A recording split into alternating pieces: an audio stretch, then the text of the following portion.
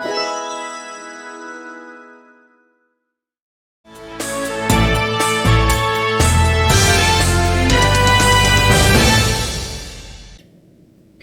my name is Emilija. And I'm Danielle. And I'm Dream. And this is Get the Story! A new show about things happening in Nanaimo. In this first story, Danielle and Dream will report on the Terry Fox run in Nanaimo.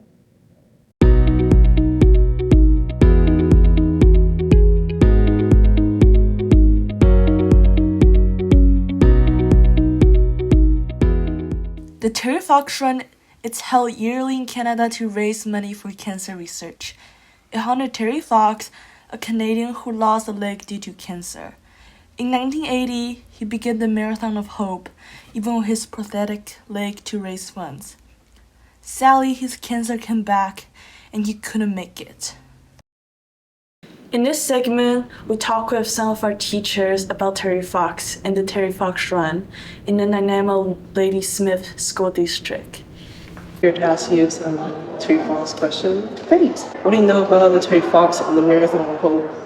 Terry Fox was an amazing Canadian from Ontario who was a person who had cancer, and he had pretty severe cancer and lost his leg. This was about over 40 years ago, and he decided that he was going to start running a marathon almost every day across Canada to raise awareness for cancer research, and he did it on a long leg with another leg that he was given.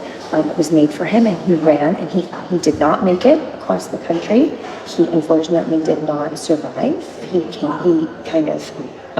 I think the cancer took over his body, and he was no longer able to run, and died pretty quickly after he had been taken off the road to be kind of looked at.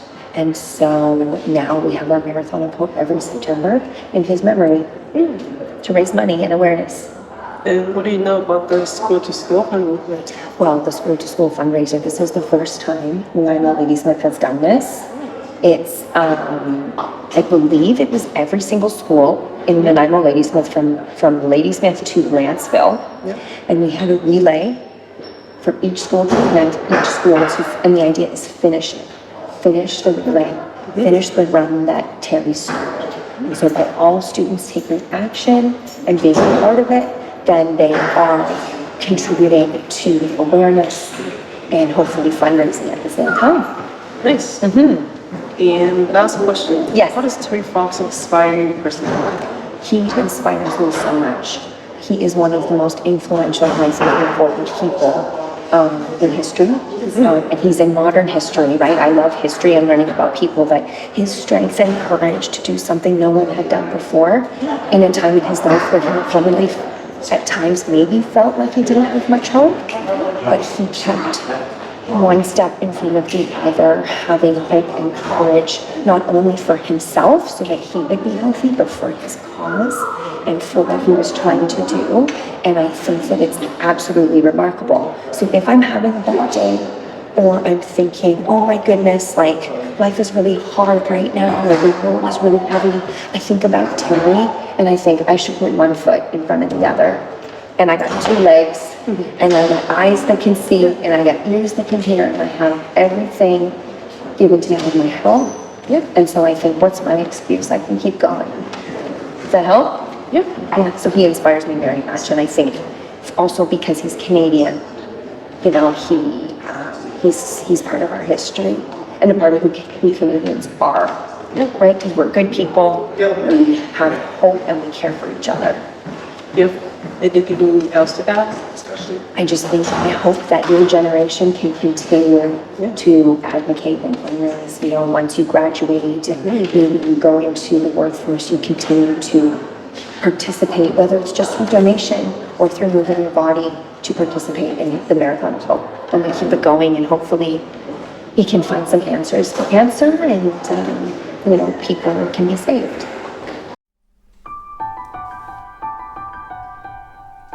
Ask you some question about Terry Fox. Sure, that sounds good. He's a great role model for Canada. What do you think we can learn from his story? Oh, like so many things we can learn from his story, but the number one thing I think it's always important. I always taught about perseverance and how we just never give up and we keep trying and keep trying. So imagine running an entire marathon every single day trying to get across Canada. I think we can learn to just, when we're ready to give up, just try a little bit harder and get the job done. How do you think Terry Fox has changed Canada? Changed Canada, wow. Well, I know he originally wanted to raise $1 for every Canadian towards cancer research, which would have been about $30 million, I think, at the time. And I'm pretty sure he's raised about $1 billion now. Yeah, So I feel like so a lot of people are alive today because of him and because of the money that has gone into research for cancer. So we owe him quite a bit. As well as he motivates everyone to go out and run and get outside. He's we owe Terry a lot. Okay. Do you have a family or friend that has cancer that make his story meaningful to you? Yeah, my mother died of breast cancer a little over 10 years ago, and I actually was with her when she died, and I had to go through all that. So that was pretty tough. So a lot of times, but it's one of those things. It's been a while now, and I made my peace with it. But whenever I do the Terry Fox run or go for it, I usually will run it for my mom. I don't think there's any families that haven't been touched by that horrible disease. Do you have anything else to add before we end? Well, I'd like to add that thank you for thinking of me to come in to interview me. I've seen you around the school. You seem like a really nice student, and thanks for interviewing me. You did a great job. Thanks for letting me interview you. Okay, take care. And I'm here to ask you about some Terry Fox question. Would Sure. you mind that? Of course, I would love to talk about Terry Fox. Okay, if you could describe Terry Fox in one word, what would it be? That's tough because there's a lot of words that could describe I know, Terry right? Fox. I think the biggest word would probably be brave. I think Brave. he's a brave person. Yeah, that's a pretty good word. Thank you. And when did you first hear about Terry Fox? I first heard about Terry Fox when I was a young child, when I was in elementary school. And it was when Terry Fox was still alive and he was doing the run. So I'm old enough to know when Terry was like still trying to do it, and we would hear about this guy who was like trying to raise money running across Canada. And I remember as a young kid doing Terry Fox runs for my elementary school. Really? Yep. Yeah. That's nice. Yeah. And what message would you like to share with the people today? I think the big message, and we just had a big Terry Fox run today. Yeah, I know. I think the big message is that the work's not done. So we have to really finish what Terry started. And I like seeing the T-shirts that say "Finish It" on it, saying like that we have to get a cure for that cancer. Yes. Yeah. So I think that's what I think. Thank you for letting me interview you. Of course. Yeah. Thank you for interviewing me. Great job on the interview, Dreamer Danielle. If you had to choose one thing, what's your favorite thing about Terry Fox? I love how he's determined. I love how he's brave fighting his cancer. Right. Well, great job on your interview. Thank you very much. Get the story! Next up, Emilija interviewed with Dad about his job. 2 jobs, actually. And they both have to do with a very important part of life in Nanaimo. Water! Hello. Today I'll be talking about my dad's job at the Port Authority. He also volunteers at Search and Rescue. Now, Rob, what do you like about your job? I like being on the water. Okay. Which one do you like better, Port Authority or Search and Rescue? Well, they both have their ups and downs. Okay, well, why do you like them both so much? Because they're both on the water and they're both helping people. I like that. Your dad sounds like a really good guy, Emilija. He is, and my mom's pretty cool too. She even owns a coffee shop. Sweet! Sweet.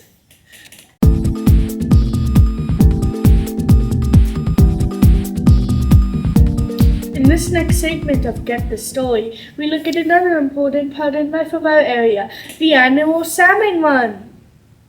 Salmons are fish that live in the ocean, but swim back to the freshwater river to lay their egg. They are strong swimmers, and can jump up waterfalls to reach their spawning grounds. Salmons are important to nature animals and people, and are known for their amazing journey called the Salmon Run. Okay, nice to meet you.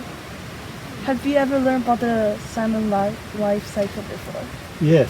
I think most people living here know quite a bit about the salmon. Yeah.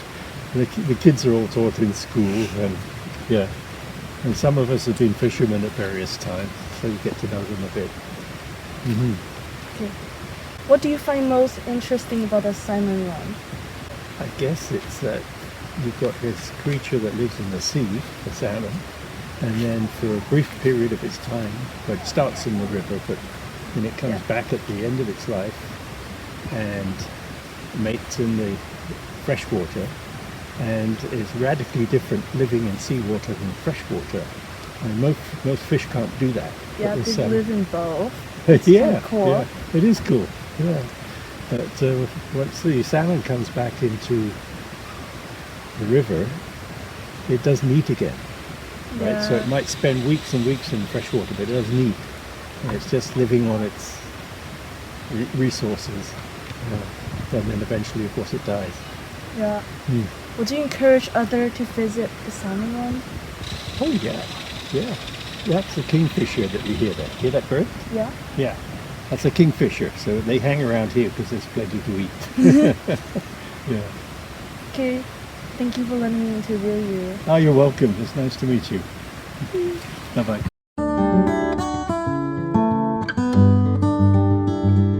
To ask you a few questions about the salmons. Sure. Salmon run. Have you ever watched salmon watching? I have, yes. I saw it up in Campbell River, along the river. Yeah, I've been there too. And have you seen a bear before in Campbell River? No, not in Campbell River, A different place? but I've seen lots of bears, yeah. Like when you're doing salmon watching? No, when I've been salmon watching, more when I've been hiking and stuff, but And how do you think humans can help salmon survive their journey? I mean, I know that humans build there's the farm salmon, so that's one way to help. I also think not overfishing as well, having the regulations and stuff, and then I think probably you're making sure our rivers continually stay clean so that they can swim up. Yeah. Thank you very much for letting me interview you. Yeah, good luck with everything. Fun fact! Hello everyone! Today we're gonna interview Mr. Salmon.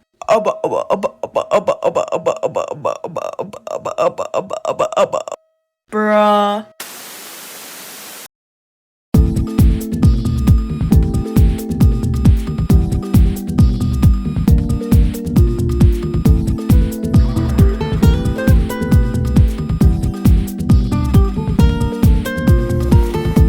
If your dog can talk, what would be the first sentence that your dog said to you? Right now, he would say, "Let me off this leash so I can run and play in the park." Yeah, he would be saying, "Let me off." Yeah. Thank you. You're welcome. If your dog could talk, what do you think is the first thing you would say? Give me some chicken. Yeah. Okay. Thank you. Thanks.